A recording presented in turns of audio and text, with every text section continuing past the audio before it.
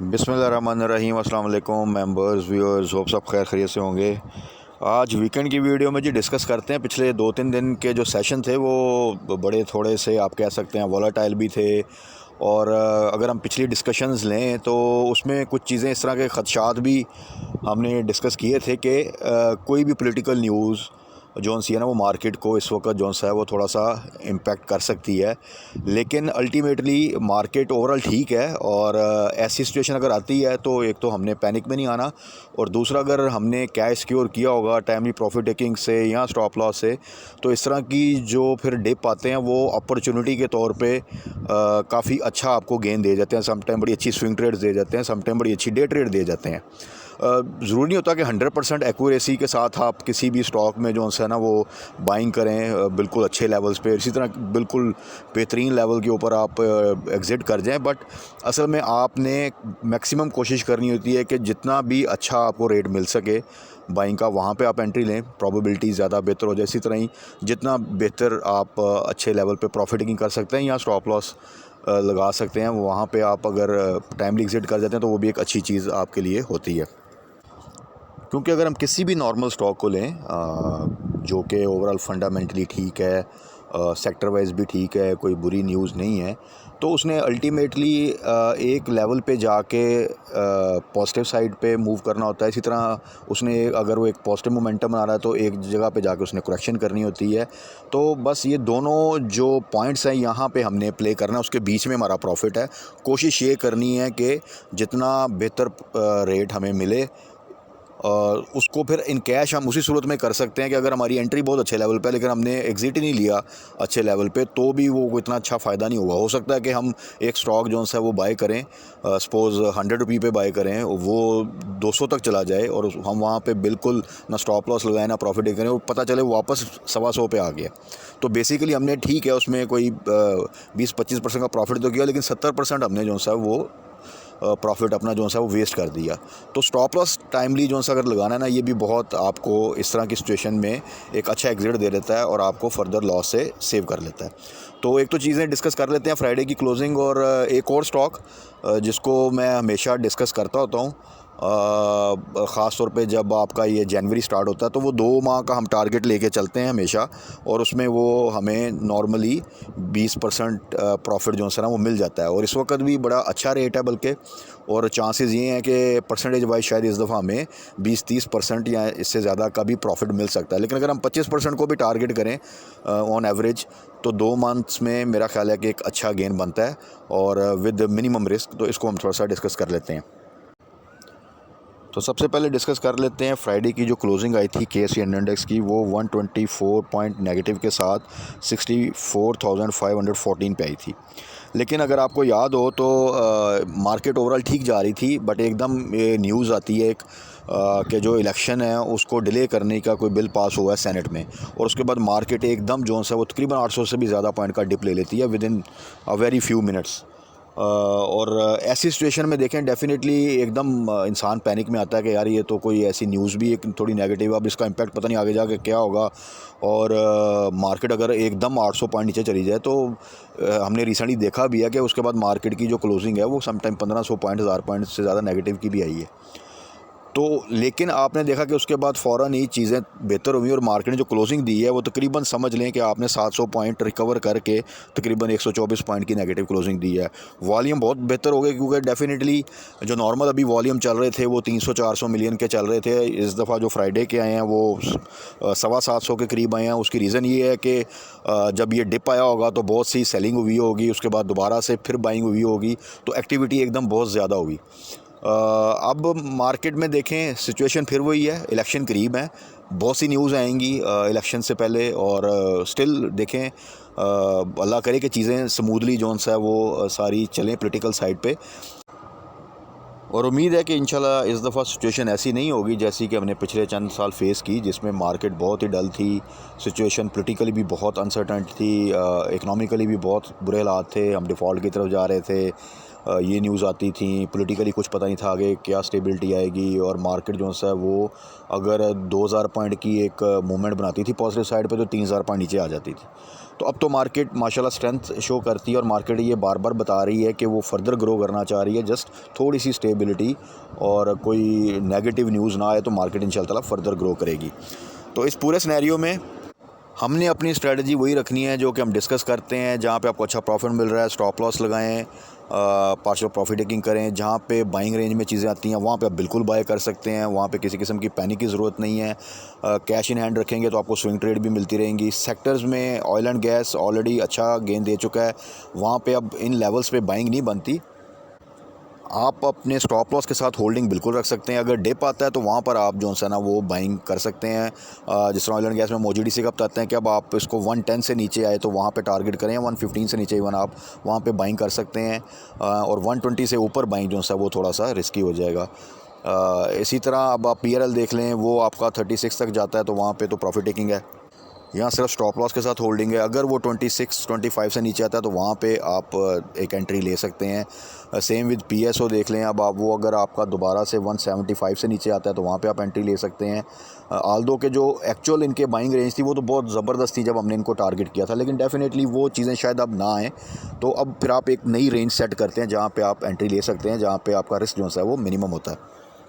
जिस तरह की अटक रिफाइनरी है, हमने इसको टारगेट किया था, अब सबको याद होगा जब ये 150 के पास और वहाँ से हमने तो इवन इसका जो टारगेट रखा था वो रखा था 250 तक, और ये माशाल्लाह इस वक्त 300 से भी ऊपर है। तो अभी के लिए 150 का रेट तो नहीं आने लगा, तो अब के लिए फिर ये होता है कि अब 300 से नीचे जाता है तो वहाँ पर आप इसको दोबारा टारगेट कर सकते हैं। अटक रिफाइनरी की EPS जो सी है वो कंटिन्यूसली बहुत आउटस्टैंडिंग आ रही है, और फर्दर इसकी EPS जो सी है बड़ी अच्छी आने की तवक्को है, तो उसमें फर्दर इसमें जो सी है ना वो एक अच्छी ग्रोथ आपको मिल सकती है।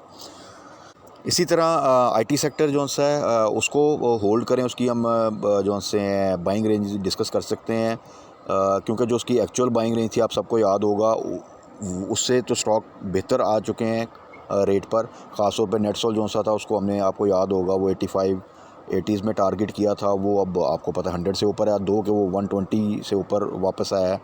इसी तरह एवियन की जो एक्चुअल बाइंग थी वो आपको पता है कि वो तकरीबन बनती थी 50 से नीचे या 50 के आसपास, तो वो अब आपको जो है ना वो देखते हैं कि आप वो 60 की तरफ मूव करता है। इसी तरह टेली आपको याद है 6.5 से नीचे एक टाइम पे मूव कर रहा था, और उसके बाद डबल डिजिट को टच करके फिर नीचे आया है।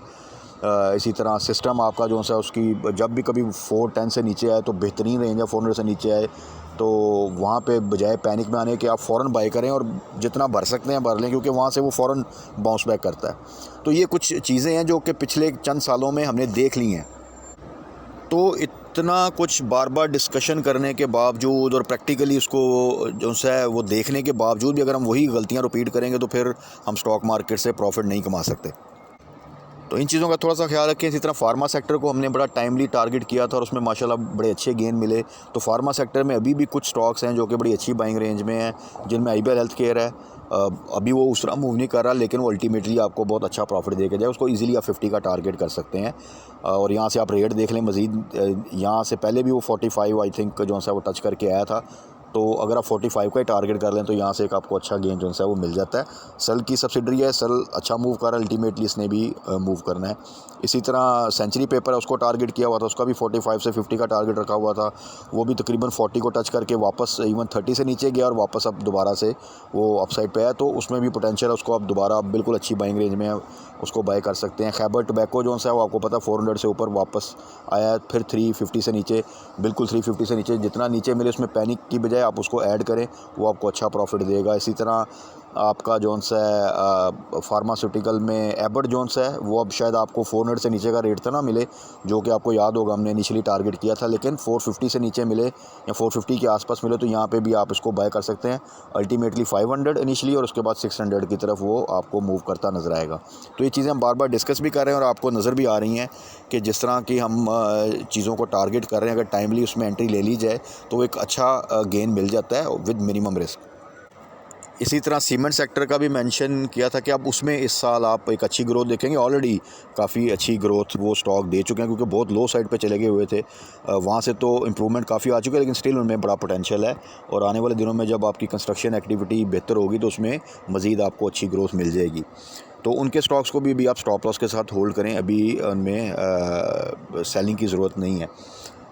इसी तरह छोटे स्टॉक में ट्रीट को हमने टारगेट किया था, तो उसको भी अभी आप होल्ड करें, वो भी आपको इजीली जो है ना वो तकरीबन 25 प्लस की प्राइस दे देगा।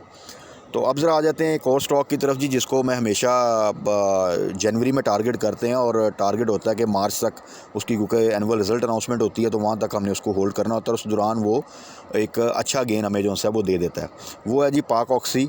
आप सबको याद होगा, हर साल हम इसको टारगेट करते हैं और एक्यूरेटली उसमें हमें माशाल्लाह जो है ना वो गेन मिल जाता है, और उसकी हम पूरी स्ट्रेटजी प्लान कर लेते हैं कि हमारा टारगेट ही होता है। नॉर्मली वो जो है वो ट्रेड करता होता है, अगर आप हिस्टोरिकली देखें तो वो 130 140 के पास, और रिज़ल्ट से पहले वो तकरीबन 170 टू 180 175 इस रेंज में जाता है। इस दफ़ा क्योंकि उसने राइड दी हैं तो काफ़ी डाउन साइड पे आया हुआ था, और वहाँ से फिर दोबारा से अभी जो अगर आप देखें तो 90 192 90 इसके आसपास आपको मिल सकता है। टारगेट कर लें इसको कि 90 बिलो अगर मिलता है तो वेरी गुड, वहाँ पे बाय करें। और यहाँ से क्योंकि अब वैल्यू वाइज थोड़ा कम हुआ है, तो यहाँ से अगर आप परसेंटेज वाइज देखें तो बड़ा इजीली आपको ये 120 130 की प्राइस दे सकता है। और 120 130 की प्राइस 90 के स्टॉक में देखें तो वो परसेंटेज वाइज ज़्यादा बेहतर परसेंटेज बन जाएगी एज़ कम्पेयर टू कि जब ये 140 से 175 तक मूव करता था। तो इसलिए पाक ऑक्सीजन को टारगेट करें आप। हिस्टोरिकली हर साल तकरीबन मिनिमम 20, अदरवाइज़ नॉर्मली अगर आप देखें तो 25% बोनस जो है वो देता है। यहाँ पे टारगेट हमारा ये होता है कि जब भी उसकी अनाउंसमेंट आनी है उससे पहले उसमें एक रैली बनती है, उस रैली में हमने करना ये होता है कि यहाँ तो वहाँ पे जाके अपना जो एक टारगेट रखा होता है हमने 20-25% का प्रॉफिट वहाँ पे प्रॉफिटिंग ही करनी होती है। यहाँ हमने फिर वहाँ पे जाके स्टॉप लॉस लगा लेना होता है, ताकि अगर फर्दर ग्रो करे तो मज़ीद प्रॉफिट ऐड कर लें, और अगर वो डाउन साइड पर जाए तो हम अपना वही 20-25% पे एग्ज़िट ले लें। तो कल के लिए आप पाक ऑक्सीजन को टारगेट कर सकते हैं, और मैंने स्ट्रेटजी आपको पूरी बता दी है कि इस वक्त 91 92 की रेंज में है, और यहाँ से अगर आपको नीचे डिप पे मिलता है तो very good, otherwise in rates पे भी आप इसको ले सकते हैं। और थोड़ा सा होल्ड करना है, 2 महीने का टारगेट है। नॉर्मली इसका रिज़ल्ट जो है फेब एंड में या मार्च में आ जाता है, तो ये आप देख लें, यहाँ से 2 मंथ का टारगेट लेके चलेंगे तो यहाँ से आपको ईज़िली ये इंशाल्लाह ताला 120 प्लस की प्राइस दे देगा। तो ये तो थी जी आज की वीडियो, जिसमें हमने नॉर्मली ओवरऑल डिस्कस किया जो हमारे सेक्टर्स हैं, जो स्टॉक्स हैं, उनमें क्या स्ट्रेटजी करनी है इस वीक के लिए।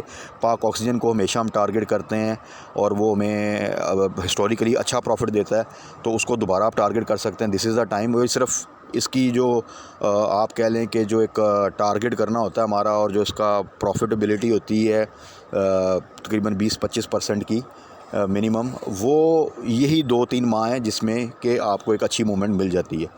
तो इसको अकॉर्डिंगली आप प्लान कर लें। बाकी कल मार्केट क्लोजिंग के बाद फर्दर क्या न्यूज़ आती हैं और कौन से स्टॉक हैं जिसको हम टारगेट कर सकते हैं फॉर शॉर्ट टर्म गेन, और ये जो अब रिज़ल्ट सीज़न स्टार्ट होना है इसके हवाले से भी डिस्कस कर लेंगे। तब तक अपना ख्याल रखिएगा, दुआ में याद रखिएगा। Stay blessed. अल्लाह हाफ़िज़।